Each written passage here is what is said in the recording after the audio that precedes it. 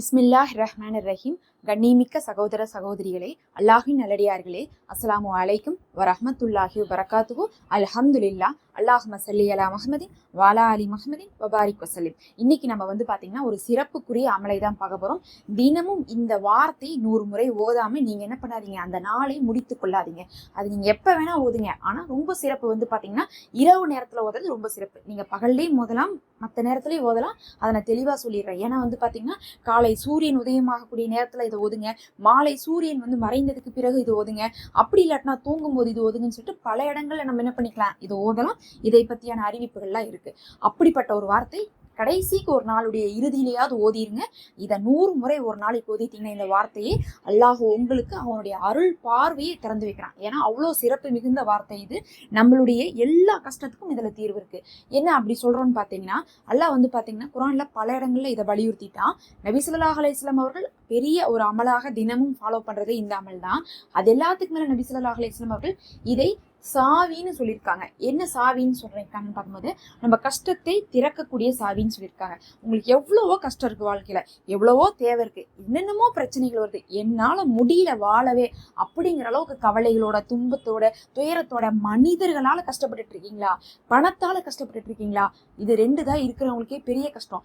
பாத்தீங்கன்னா இந்த உலகத்துல இருக்கக்கூடிய மக்கள் எல்லாமே ஒரு 3 விதத்துல பிரிச்சிடலாம். ஒண்ணு உடல் ரீதியாக நோய் துன்பப்படுவாங்க, அவங்களுக்கு மற்ற பிரச்சனைலாம் இருக்காது, ஆனா உடல் ரீதியாக நோய் கஷ்டப்பட்டுட்டு இருப்பாங்க. இன்னொருத்தவங்க பாத்தீங்கன்னா பண ரீதியாக கஷ்டப்படுவாங்க, அவங்களுக்கு காசு பிரச்சனையாவே இருந்துட்டு இருக்கும், கடன், அடமானம், அது இதுன்னு சொல்லிட்டு அப்படி போயிட்டு இருக்கோம். 3வது பாத்தீங்கன்னா மனிதர்களால பிரச்சனை. கூட இருக்கிறவங்க, நம்ம கட்டி கொடுத்த இடத்துல, அக்கம் பக்கம், சொந்தக்காரங்க, வேலை செய்யறவங்க, பாஸ், அந்த மாதிரி என்ன பண்ணுவாங்க, தொந்தரவு பண்ணுவாங்க. அப்போ ஒரு மனுஷனுக்கு பிரச்சனையே இந்த 3 வழியா தான் வரும். ஒன்னா உடலால நோய், இல்ல பாத்தீங்கன்னா காசால பிரச்சனை, இல்ல மனிதர்களால பிரச்சனை. இது எல்லாத்துக்குமே இது ஒரு தீர்வா இருக்கும். ஏன் நம்ம இதை அவ்வளவு தூரம் சொல்றேன்னா, பிரிச்சு சொல்லும் போது அவங்களுக்கு தெரியும் இது நமக்கானதா அப்படின்ட்டு. அதுக்காக தான் நான் சொல்றேன், எல்லா பிரச்சனைக்கும் இதுல தீர்வு இருக்கு. இதை ஓதுங்க, அந்த பிரச்சனையெல்லாம் போக்கக்கூடிய ஒரு சாவியாக இது அமையும். அதுதான் என்னன்னு பாத்தீங்கன்னா, யா கஃபாரு இகுஃபிர்லி. யா கஃபாரு இகுஃபிர்லினா மன்னிக்க கூடியவனே என்னை மன்னிப்பாயாகன்னு அர்த்தம்.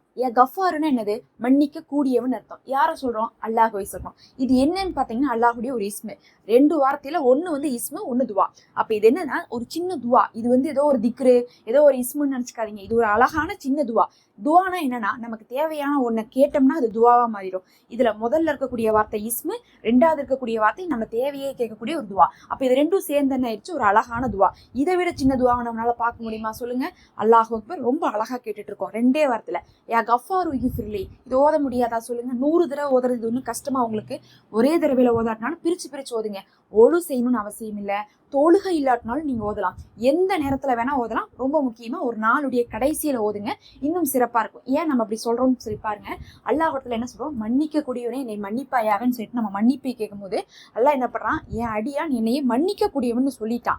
இப்ப இவனை நான் மன்னிக்கலன்னு வச்சுக்கோ, இவன் செஞ்ச தப்புக்கு இவன் சொன்னதுக்கு அர்த்தம் இல்லாம போயிடும். என்னை மன்னிக்க கூடியவன் சொல்லிட்டானேன்னு சொல்லிட்டு அல்லாஹ் என்ன பண்றான், அது அவனுக்கு பாத்தீங்கன்னா கௌரவம். அதனால அல்லாஹ் என்ன பண்ணுவான், அவன் கௌரவத்தோட என்ன பண்ணுவான், நம்மளை மன்னிச்சிருவான். அப்ப எல்லா பாவம் மன்னிக்கப்பட்டுரும். பாவம் மன்னிக்கப்பட்டுட்டா என்னவாகும், அல்லாஹுடைய தூதர் சொல்லியிருக்காங்க, ஒருத்தவங்களுடைய பாவம் மன்னிக்கப்பட்டா பாவத்துக்கு பகரமாக நன்மை எழுதப்படும், அல்லாஹுடைய அருள் கிடைக்கும், அவர்களுக்கு மலக்குமார்களுடைய துவா கிடைக்கும், அவர்களுக்கு உலக விஷயங்கள்ல அல்லாஹ் லேசாக்குவான். உலக சொத்தையும் மறுமை சொத்தையும், அதாவது உலகத்தில் இருக்கக்கூடிய சௌரியங்களையும் மறுமையில் இருக்கக்கூடிய சௌரியங்களையும் அல்லாஹ் லேசாக்கி கொடுப்பான். அவர்களுக்கு தீங்கு செய்ய இந்த உலகத்தில் யாரும் இருக்க மாட்டாங்க, மனிதர்கள் யாரும் இருக்க மாட்டாங்க. அதே மாதிரி சூழ்நிலை உங்களுக்கு சிரமமா இருக்காது, எல்லாத்துக்குமே லேசான வழி கிடைச்சு பரக்கத்து கிடைச்சிடும். அப்ப இந்த பாவ மன்னிப்புங்கிற ஒரு துவா எல்லாத்துக்கும் ஒரு சாவியாக இருக்குன்னு நபி அவர்கள் சொல்லியிருக்காங்க. காணாத புறத்துல இருந்து அல்லாஹ் உங்களுக்கு ரிசுக்கை கொடுப்பான்னு சொல்லியிருக்காங்க. சுபஹானல்லாஹ்.